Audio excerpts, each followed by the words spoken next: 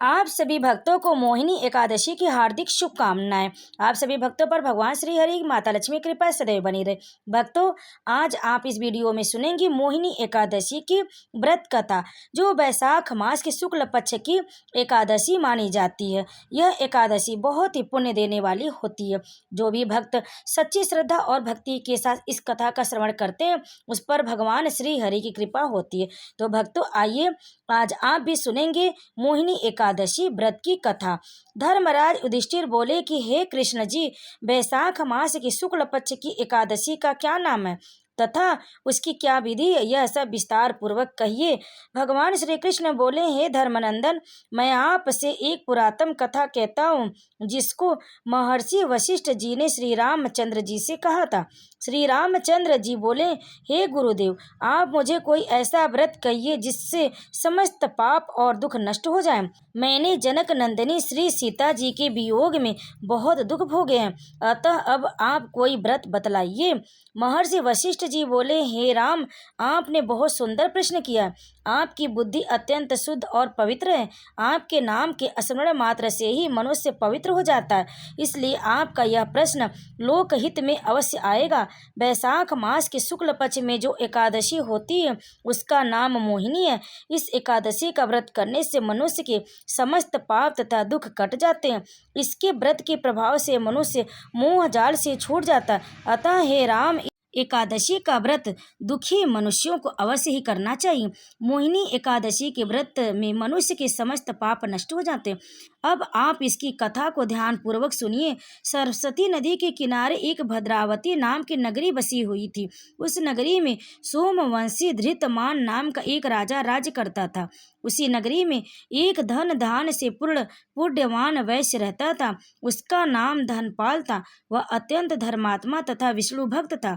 उसने नगर में अनेकों भोजनालय, प्याऊ, कुएं, तालाब, धर्मशाला आदि बनवाए। उसने सड़कों के किनारे आम, जामुन, नीम आदि के वृक्ष लगवाए। उस वैश्य के 5 पुत्र थे। उससे सबसे बड़ा पुत्र अत्यंत पापी था। वह वैश्याओं और गुंडों की संगति करता था।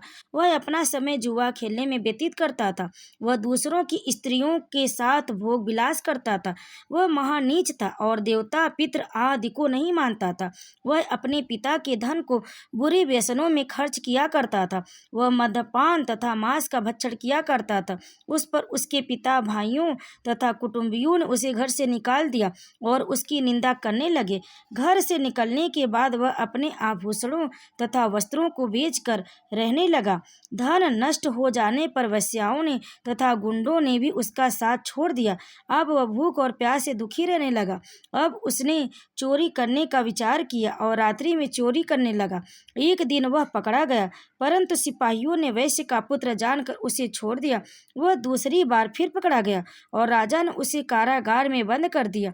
कारागार में राजा ने उसको बहुत दुख दिए और उसको नगर छोड़ने को कहा।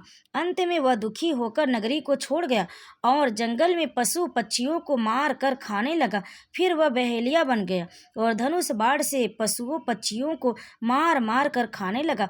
एक दिन वह पापी भूख और प्यास से व्याकुल खाने की खोज में निकल पड़ा और कौटिल्य ऋषि के आश्रम पर आ पहुंचा।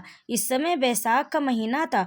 कौटिल्य ऋषि गंगा स्नान करने आए थे। उनकी भीगी वस्त्रों के छींटे मात्र से इस पापी को कुछ सद्बुद्धि प्राप्त हुई।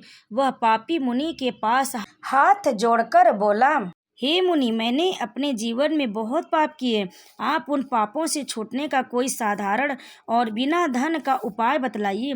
तब ऋषि बोले कि तू ध्यान देकर सुन। तू वैशाख मास के शुक्ल पक्ष की एकादशी का व्रत कर। इस एकादशी का नाम मोहिनी है। इसके करने से तेरे समस्त पाप नष्ट हो जाएंगे। मुनि के वचनों को सुनकर वह बहुत प्रसन्न हुआ और मुनि की बतलाई हुई विधि के अनुसार उसने मोहिनी एकादशी का व्रत किया। हे राम जी, उस व्रत के प्रभाव से उसके समस्त पाप नष्ट हो गए और अंत में वह गरुड़ पर चढ़कर विष्णु लोक को गया। इस व्रत से मोह आदि भी नष्ट हो जाते। संसार में इस व्रत से अन्य कोई श्रेष्ठ व्रत नहीं है। इसके महात्म्य के श्रवण व पाठन से जो पुण्य होता है, वह पुण्य 1 सहस्त्र गोदान के पुण्य के बराबर है। जय श्री हरि। भक्तों, इस कथा को अंत तक श्रवण करने के लिए आप सभी भक्तों का बहुत बहुत धन्यवाद। आप सभी भक्तों पर भगवान श्री हरि कृपा सदैव बनी रहे। प्रेम से बोले भगवान विष्णु माता लक्ष्मी की जय।